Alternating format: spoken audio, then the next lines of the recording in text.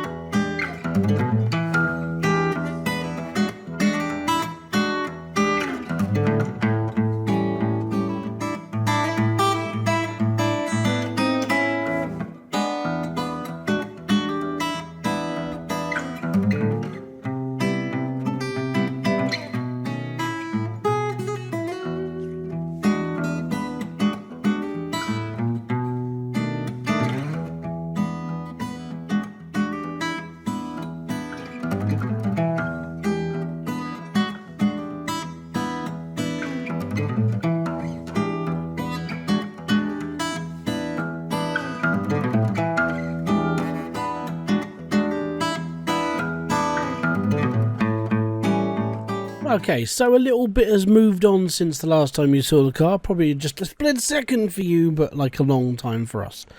So we put the body kit on, we managed to go right back to black, and it came out smooth. And when I say smooth, I mean smooth, with a capital smooth.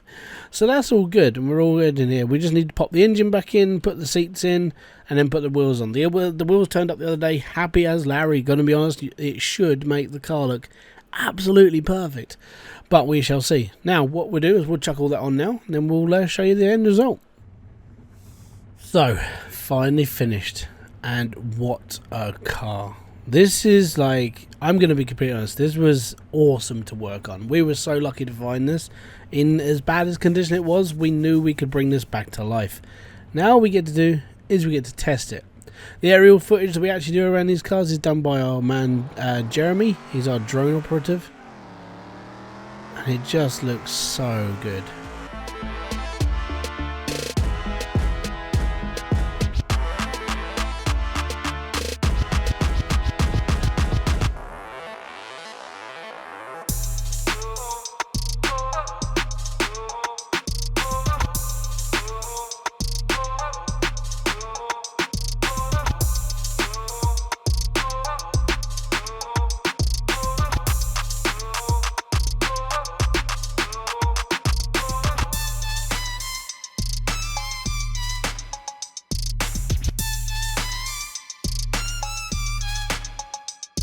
Sweet! So, we've put this up on the internet a couple of days ago. Obviously, you know, it's going to look a bit like a junk hole out here, but that's okay. Now, as you can see, this car does stand out and it's amazing. Now, what we did with the engine, I said I wasn't going to show you this until the end, right?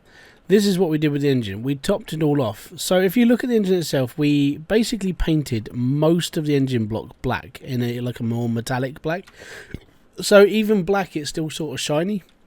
But the main picture that you're greeted with straight away is a giant red blob right in front of you. I think it's just the reason why we did this is mainly just because at the end of the day it just highlights itself, which is quite nice. And we did paint the intakes as well. So we painted the manifolds just so it matches with the rest of it. And yeah, apart from that, I'm really liking this one. So we put it up on the internet, hopefully it will sell, and it's all good. So guys, I want to say thank you very much for joining me. This has been Hybridsteel. If you have liked this video or anything else that I do over here, don't forget to hit that like, subscribe, and notification button below for all other updates, and I'll be back here with a brand new video live show or whatever else I do. Until then, thank you very much for kicking by. This has been the Rusty Nuts Garage. I will see you all later. Peace out, have fun, enjoy everything you guys do. Fist bump to you.